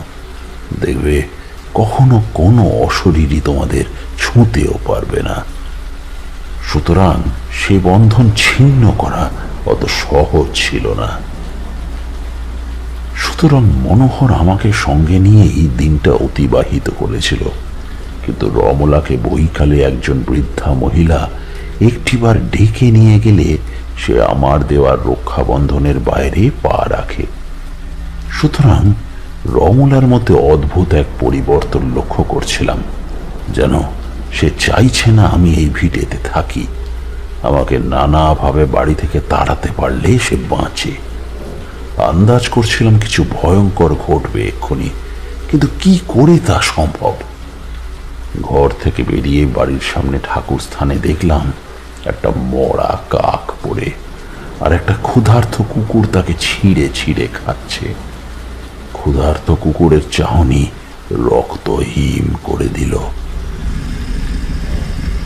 কোনো আঘাতে দেখলাম মন্ত্রপুত বন্ধন ছিঁড়ে রাস্তায় গড়াগড়ি খাচ্ছে। আমি তখন চিৎকার করে বললাম, এ কি করে সম্ভব? চারিপাশ থেকে একটা প্রবল গরম হাওয়া ছুটে এলো। এমন গরম হাওয়া চৈত্র কিংবা বৈশাখ মাসে প্রবাহিত হয়, কিন্তু এখন কেন? এ কিসের ইঙ্গিত? মাথা কাজ করছিল না। সন্ধ্যা হঠাৎ করেই নেমে এলো মনোহর মণ্ডলের ভিটেতে। মিনিট 10 এই এক জায়গায় আমি দাঁড়িয়েছিলাম। এরপরে যখন ঘরে এলাম, দেখলাম রমলা ও মনোহর কোনো অজানা আতঙ্কে নিশ্চুপ হয়ে দাঁড়িয়ে আছে দরজার সামনে। আমি মায়ের পূজার সামগ্রী আর নিজের যাবতীয় জিনিসপত্র সঙ্গে নিয়ে পৌঁছে গেলাম সেই শ্মশানে। হীরাপুর গ্রামের অনেকে বলেন এ শ্মশান বড় পবিত্র। মায়ের চরণে বহুদিন কোনো অঞ্জলি অর্পণ না করলে তিনি নাকি অসন্তুষ্ট হন। মায়ের ভোগের মদ ও মাংস সঙ্গে নিয়েই এসেছিলাম। শ্মশান ক্ষেত্রের ঠিক বাম দিকে মায়ের মাঝারি ভগ্ন মূর্তি। মায়ের চোখে এক অদ্ভুত আকর্ষণ রয়েছে। এমনিতে সব শ্মশানে মায়ের মূর্তি প্রতিষ্ঠা থাকে না। অনেক সময় মায়ের কোনো ফটো সঙ্গে করে নিয়ে ভক্তি ভরে পুজো করতে হয়। তোমাদের বলা হয়নি একটা কথা, যে মনোহরকে আমি বলেছিলাম সমস্ত সামগ্রী যেমন জবার মালা, ধূপ, প্রদীপ সঙ্গে আনতে, কিন্তু রমলার হাতে ঘর থেকে আনা শ্মশানকালীর ছবি দেখে অবাক হয়ে যাই। কারণ গৃহস্থের অন্দরে কখনো শ্মশানকালীর কোনো মূর্তি বা ছবি রাখতে নেই, ওতে সংসারের অকল্যাণ হয়। মা কেবল শ্মশানেই পূজিত হন। আমি রমলার হাত থেকে ছবিটা কেড়ে নিতে গেলে সে বলল, মা তো এখানে থাকেন না। আগের কালবৈশাখীতে অসত্য গাছ পড়ে ভেঙে গেছে, তাই ঠাকুরমশাই আমি এটা সঙ্গে করে এনেছি। গলার স্বর কেমন মায়াবী লাগছিল। তার মধ্যে একটা অত্যন্ত সুন্দরী নারীর রূপের ছটা লক্ষ্য করছিলাম। এরপর সে নিজেই মায়ের ভগ্ন মূর্তির সামনে ছবিটা রেখে দিল। আমি মায়ের গলায় জবার মালা পরিয়ে দিলাম আর ধুনি জ্বালিয়ে নিলাম। এরপর শুদ্ধাচারে পুজো আরম্ভ করলাম। হঠাৎ পরিবেশটা কেমন শুষ্ক হয়ে উঠল। কার্তিক মাসের সন্ধ্যায় ঠান্ডার বদলে এই শুষ্ক গরম হাওয়া যেন বড্ড মাথা ধরিয়ে দিল। স্নায়ুর উপর নিয়ন্ত্রণ তখনও আমার ছিল। যাই হোক, দক্ষিণ দিকে মুখ করলাম, আর তারপরে শ্মশান কালী মায়ের মন্ত্র জপ করতে লাগলাম। ক্রিং ক্রিং ক্রিং হুম হুম হ্রিং হ্রিং শ্মশান কালী, ক্রিং ক্রিং ক্রিং হুম হুম হ্রিং হ্রিং হ্রিং স্বাহা। এই মন্ত্রটা বারবার জপ করতে হয়। আমিও তা করতে আরম্ভ করলাম। সঙ্গে করে নিয়ে যাওয়া জবা ফুল মায়ের পায়ে অর্পণ করলাম এবং ধূপকাঠি জ্বালিয়ে চলল পুজো।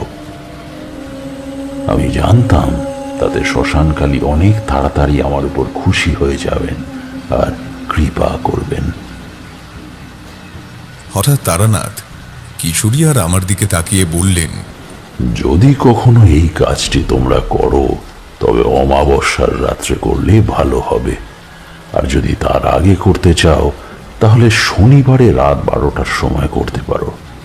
কি বুঝলে?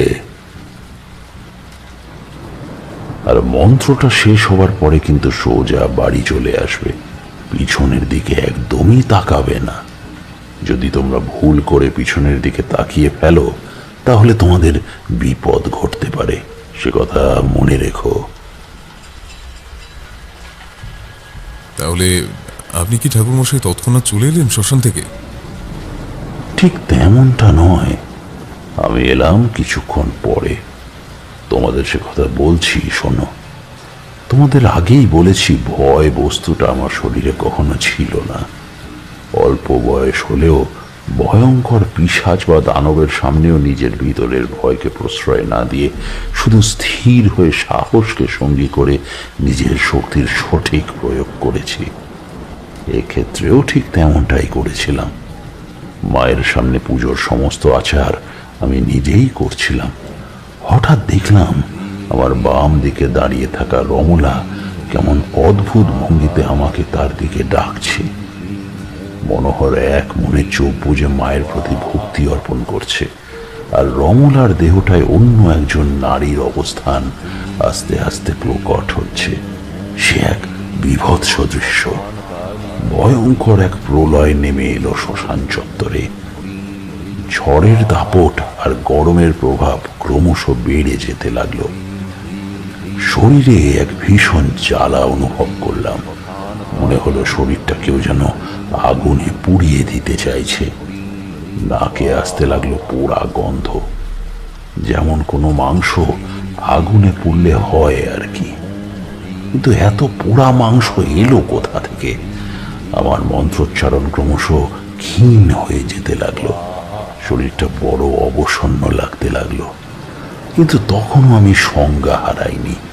বলতে পারো মায়ের আশীর্বাদে ওই স্থান ত্যাগ করার চেষ্টাও করিনি।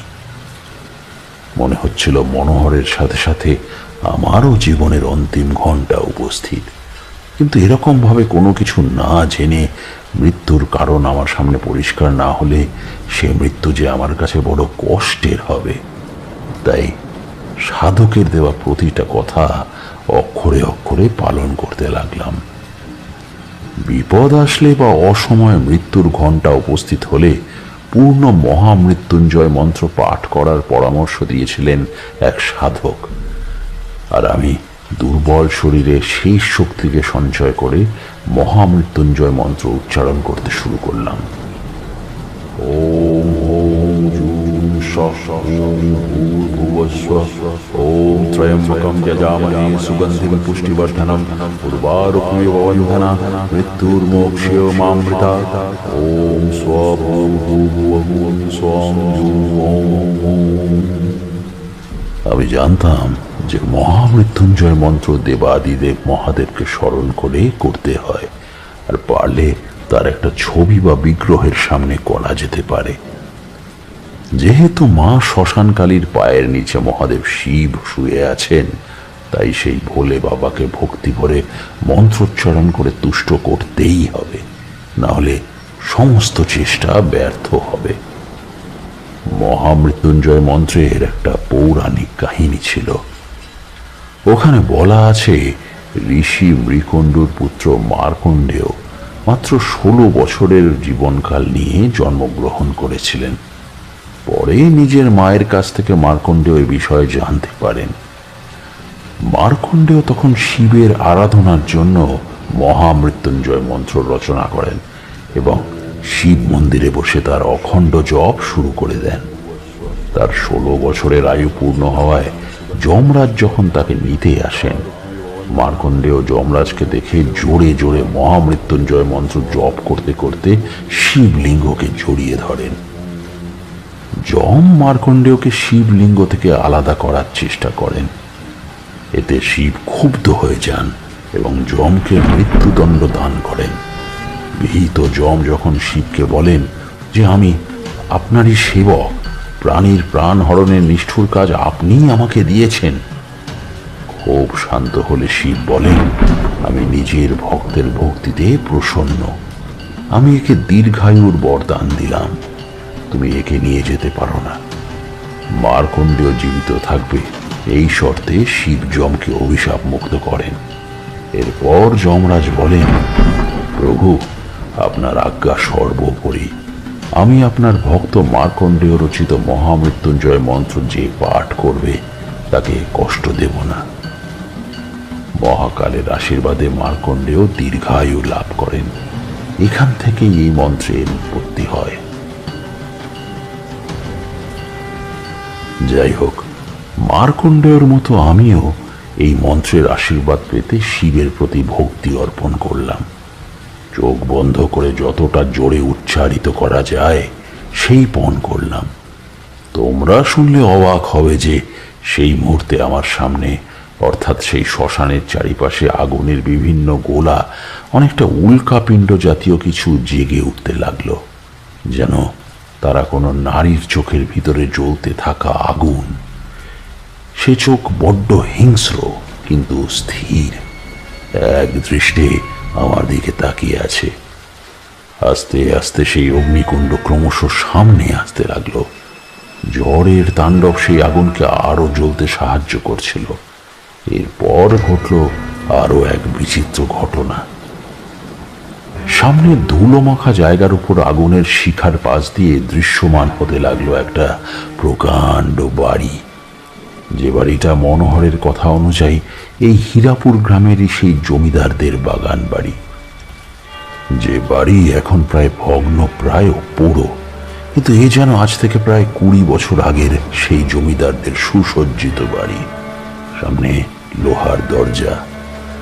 আমরা যেন এবার আর শ্মশানে নেই, রয়েছি সেই প্রাচীন বাগান বাড়িতে। এগিয়ে চলেছি সেই দরজা পেরিয়ে। এরপর ওখান থেকে দেখতে পেলাম আলোয় সুসজ্জিত প্রকাণ্ড বাড়ি। হাঁটতে হাঁটতে চলেছি ক্রমশ ভিতরে।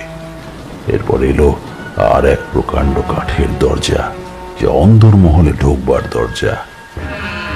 সেটা পেরিয়ে বৃহৎ থাম পেরিয়ে উঠলাম সেই ঘরটার সামনে, যার বাইরে বৃহৎ বারান্দা।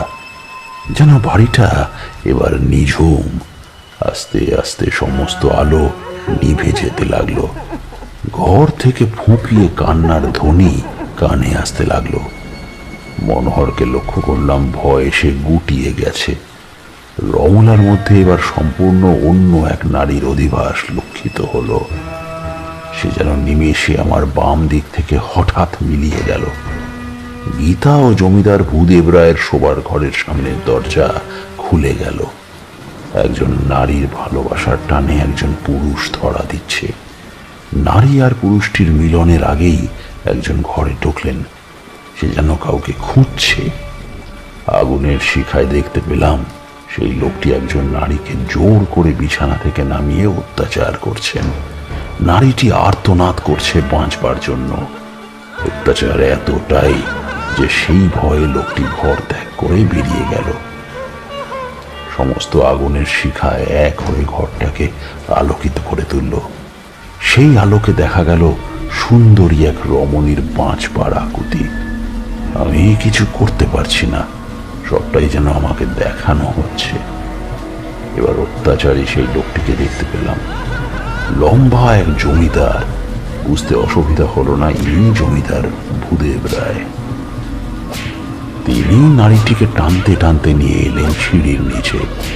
পা জড়িয়ে কান্না ভেজা গলায় প্রাণ ভিক্ষা চাইছেন সেই নারী। কিন্তু উদ্ধত জমিদার কোনো কথা না শুনে এলো পাথারি হাতে নেওয়া ছুরির আঘাতে লাবণ্যময়ীর শরীর ও মুখে ক্ষত করে দিচ্ছেন। মেয়েটির পেটে সজোরে লাথি মারলেন তিনি, এবং তখনই যন্ত্রণায় ছটফট করতে লাগলো মেয়েটি। এক হাঁকে একজন ব্যক্তি ছুটে এলেন। আর মেয়েটির মুখে কিছু গুঁজে দিয়ে তাকে জমিদারের হাত থেকে তুলে নিলেন তিনি। মেয়েটির শরীরটি নিস্তেজ হয়ে এলো। জমিদার অনতি দূরে দাঁড়িয়ে কিছু বললেন, আর সেই লোকটি পুকুরের সামনে এনে নারীর দেহটি জলে ডোবাতে গেলেন। হঠাৎ দেখলাম মনোহর পুকুরের দিকে এগিয়ে যেতে লাগলো। আমার কোনো বারণ সে শুনতে চাইল না। সে যেন সামনের পুকুরে শুয়ে থাকা নারীর প্রতি কর্তব্য করতে চলেছে। মনোহর বলতে লাগলো, আসছি রমলা, আমি আসছি।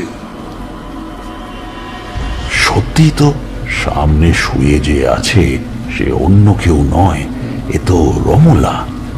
তার মানে গীতার অতৃপ্ত আত্মা রমলার শরীরকে সম্পূর্ণ নিয়ন্ত্রণে এনে মনোহরকে আকর্ষণ করে কাছে রাখছে, যেন ইতিহাসের পুনরাবৃত্তি ঘটতে চলেছে। এবার দেখলাম মেয়েটির হালকা জ্ঞান ফিরে আসায় সে বাঁচার আরতি জানাচ্ছে মনোহরকে, আর মনোহর সব বাধা ঠেলে পুকুরের সামনে দাঁড়ালো। লোকটি রমলার নিষ্প্রাণ দেহকে জলে ফেলে দিতেই পৈশাচিক হাসির রোল উঠল, আর মনোহর তাকে বাঁচাতে সেই জলে ঝাঁপ দিল। গভীর জল আরো গভীর হতে লাগলো। মনোহর নারীর মোহে আবিষ্ট হয়ে ডুবতে লাগলো। মেয়েটির মুখ এবার রমলা থেকে ক্রমশ অপূর্ব সুন্দরী রমণী গীতার অবয়ব নিতে লাগলো, আর তারপর এক রক্তচোষা পিশাচ রূপে বদলে গেল। জলের ভিতরে ক্ষীণ একটা গলার আওয়াজ শুনতে পেলাম। আয় মনোহর, আয়, এবার আমরা সবাই মুক্তি পাবো, আয়। এতটা দেখে আমি চুপ থাকতে পারছিলাম না। আমি চিৎকার করে বললাম, তুমি কি চাও? কে যেন ফিস ফিস করে বলতে লাগলো, ঠাকুর, আমায় বাঁচতে দেয়নি এরা। ওদের কাছে আমি প্রাণ ভিক্ষা চেয়েও বাঁচতে পারিনি, বাঁচাতে পারিনি আমার সন্তানকে। আজ তুমি চলে যাও ঠাকুর, আজ আমার শেষ প্রতিশোধ নিতে দাও। আমি বুঝতে পারলাম এমন মুহূর্তে বোধহয় মোক্ষম কিছু শক্তি প্রয়োগ করতেই হবে, না হলে রমলা ও মনোহরের মতো আমারও মৃত্যু হবে। তাই মায়ের চরণে অর্পণ করার সেই আশীর্বাদ ধন্য জবা ফুল আর শান্তির জল ছড়িয়ে দিয়ে বলতে লাগলাম, ওম শান্তি, ওম শান্তি, ওম শান্তি। নিমেষের মধ্যে গীতার দেহ থেকে রমলার দেহ বেরিয়ে এসে ধপ করে পড়ল পুকুরের চাতালে, আর মনোহরের দেহ ক্রমশ পৈশাচিক গীতার হাত ছাড়িয়ে জলের উপরে ভাসার চেষ্টা করতে লাগলো। এতক্ষণ মনোহর জলে ডুবে বোধহয় শেষ নিঃশ্বাস ত্যাগ করার আগে নতুন জীবন পেয়ে আশ্বস্ত হলো। হাঁপাতে হাঁপাতে পাড়ের কাছে এলো। বাইরের আবহ ঘোলাটে থেকে বিবর্ণ ও কলুষিত হতে লাগলো। যদিও সেই অন্ধকার বেশিক্ষণ স্থায়ী হয়নি, গীতার পৈশাচিক দেহ শরীরের মধ্যে থাকা রক্তকে যেন স্থির থাকতে দিচ্ছিল না। গরমের যে দাপট সেটা আস্তে আস্তে স্বাভাবিক হতে লাগলো। কিন্তু গীতার পৈশাচিক আত্মাকে মুক্তি তো দেবার প্রয়োজন। সেটা করতে গেলে তখনই কিছু করতে হতো। আমার শরীরের অবসন্ন ভাবটা একটু কেটে যেতেই আমি গীতার অতৃপ্ত আত্মার উদ্দেশ্যে বললাম, তোমার মৃত্যু ও তার সাথে তোমার গর্ভের সন্তানের মৃত্যুর জন্য মনোহর দায়ী ছিল না। সে তোমার বন্ধুর মতোই বাঁচানোর চেষ্টা করছিল, কিন্তু জমিদার ভূদেব রায় আর অজিত কাকার ষড়যন্ত্র তাকে আটকে দেয়। তুমি ওদের মতো মনোহরকেও তোমার মৃত্যুর জন্য দায়ী করে ভুল করছো। কথা দিচ্ছি, তোমার অতৃপ্ত দেহকে আমি মুক্তি দেব, আমি মুক্তি দেবই। বলে রাখা ভালো, গীতার অতৃপ্ত আত্মাকে মুক্তি না দিলে আমারও জীবন সংশয় ছিল, তা আমি বুঝেছিলাম। এরপর আমি ওই বাড়ির দোতলায় উঠে গেলাম, আর দালানের বড় থামটার সামনে দাঁড়িয়ে একটা লোহার দণ্ড দিয়ে আঘাত করে তা ভেঙে ফেললাম। হুড়মুড় করে প্রচন্ড এক শব্দ করে তা ঝরে পড়তেই বেরিয়ে এলো একটা নারীর কঙ্কাল, যার হাতে সোনার বালা আর গলায় সোনার ভারী চন্দ্রহার। বুঝতে অসুবিধা ছিল না এ কঙ্কাল বিগত 20 বছর ধরে চাপা পড়ে থাকা গীতার। আস্তে করে সেই কঙ্কালকে কাঁধে চাপিয়ে এগিয়ে চললাম। পুকুরের কাজটা আসতেই যেন বাড়িটার মধ্যে একটা প্রচন্ড শব্দ হতে লাগলো। আমি মনোহরকে ডাকলাম, দেখলাম সে সাড়া না দিলেও পুকুরের চাতাল থেকে রমলার অজ্ঞান দেহ তুলে নিয়ে আমার কথায় ছুটতে লেগেছে। ছুটতে ছুটতেই পৌঁছে গেলাম আমরা একটু দূরে সেই শ্মশানে।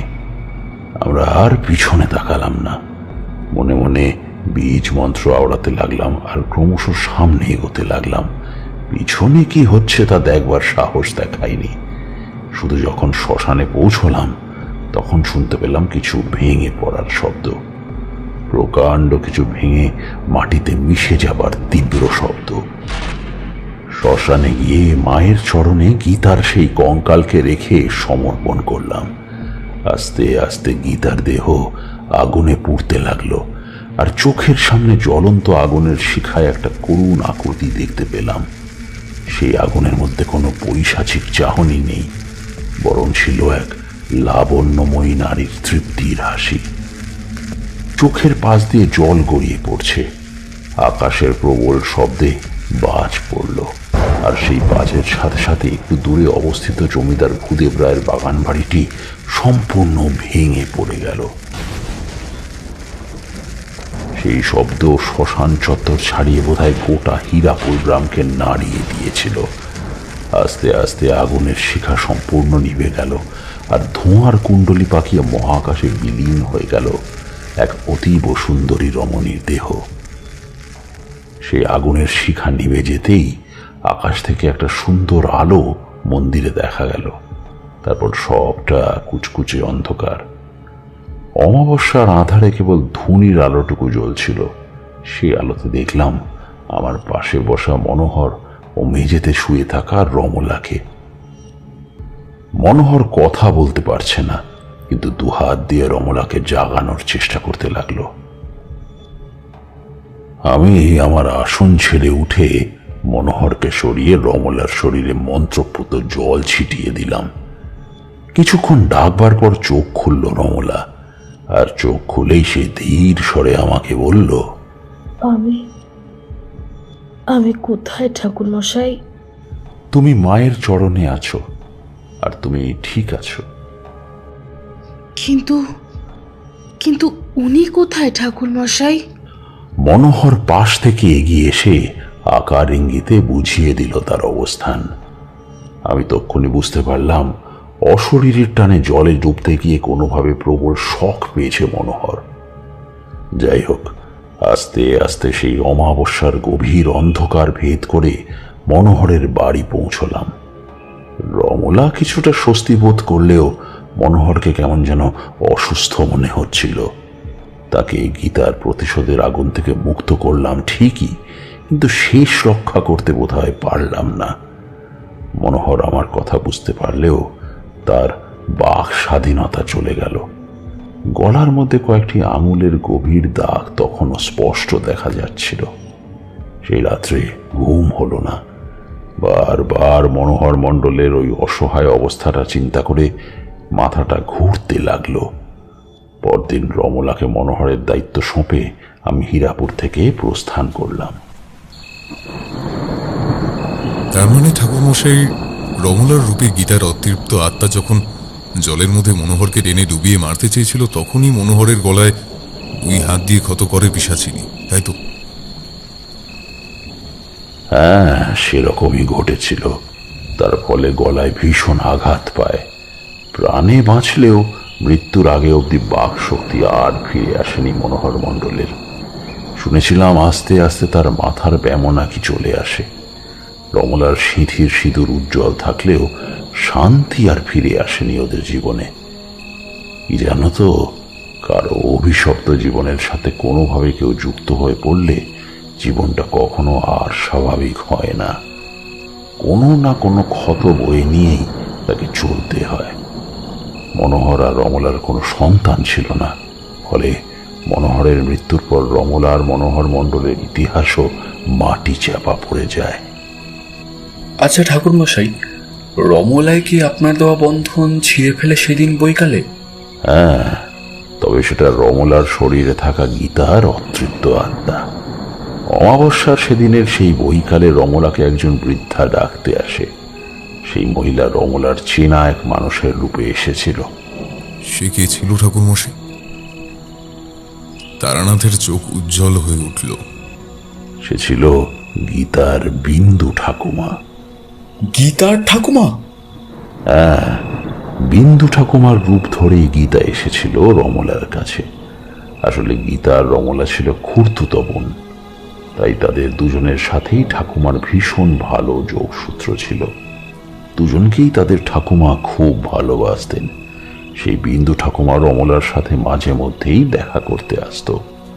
এমনকি গীতার মৃত্যুর পরেও সে যোগাযোগ কমেনি। সেদিনও প্রায় 90 ছুঁই ছুঁই বৃদ্ধা তার সাথে দেখা করতে এসেছে এই মনে করে রমলা ঘরের বাইরে বের হয়। আর তখনই গীতার অতৃপ্ত আত্মা বিন্দু ঠাকুমার বেশে রমলার সামনে হাজির হয়ে সম্পূর্ণ তাকে নিজের নিয়ন্ত্রণে নিয়ে নেয়। এরপর রমলার মধ্যে থাকা গীতার অতৃপ্ত আত্মা মনোহর মণ্ডলের বাড়িতে সহজেই প্রবেশ করে। আমি কিছুটা খারাপ আশঙ্কা করেছিলাম, কিন্তু সেই আশঙ্কাকে ধরে নিয়ে কোনো শক্তির প্রয়োগ সেই মুহূর্তে করিনি। সব সময় সঠিক সময়ের অপেক্ষায় থাকার চেষ্টা করে গেছি। বিপদে পড়লে কখনো নিজের উপর থেকে বিশ্বাস আর ভরসা হারাবে না, শুধু সঠিক সময়ের অপেক্ষা করবে আর ভক্তি ভরে ভগবানের শরণ নেবে। তবেই সকল বিপদ কেটে কালো অন্ধকার দূর হয়ে একটা নতুন সকাল দেখতে পাবে। তারানাথের গল্প শেষ হতে আমরা উঠে পড়লাম। বৃষ্টির দাপট একটু কমে এসেছে, কিন্তু আকাশের মুখ তখনও ভার, ফলে বাইরে তখন কালো কুচকুচে অন্ধকার। রাস্তায় জল জমেছে আর অন্ধকার থেকে ঝিঁঝি পোকার ডাক শুনতে পাওয়া যাচ্ছে। রাস্তার কয়েকটা আলো জ্বললেও মনে হলো অন্ধকার যেন ক্রমশ গাঢ় হয়ে চলেছে। মনের ভ্রম কিনা জানি না, কিন্তু অন্ধকারের মধ্যে পশ্চিমের আকাশে একটা গাঢ় ছায়াময় অবয়ব দেখে শিউরে উঠলাম। মুখ দিয়ে বেরিয়ে এলো, কি ওটা? কিশোরী আমার হাতটা চেপে ধরে ফিসফিস করে বলল, তুমি ওকে কিছু দেখলে?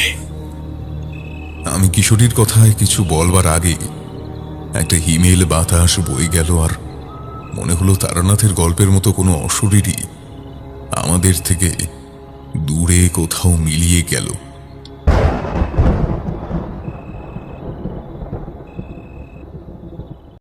আপনারা এতক্ষণ শুনছিলেন গল্পনির ওয়াইটি প্রেজেন্ট আজকের গল্প। যদি আপনাদের ভালো লেগে থাকে তাহলে ভালো ভালো কমেন্ট করুন, লাইক করুন আর বন্ধুদের সাথে শেয়ার করুন, যাতে তারাও এমন গল্পের অনুভব করতে পারে। আজ তাহলে এই পর্যন্ত।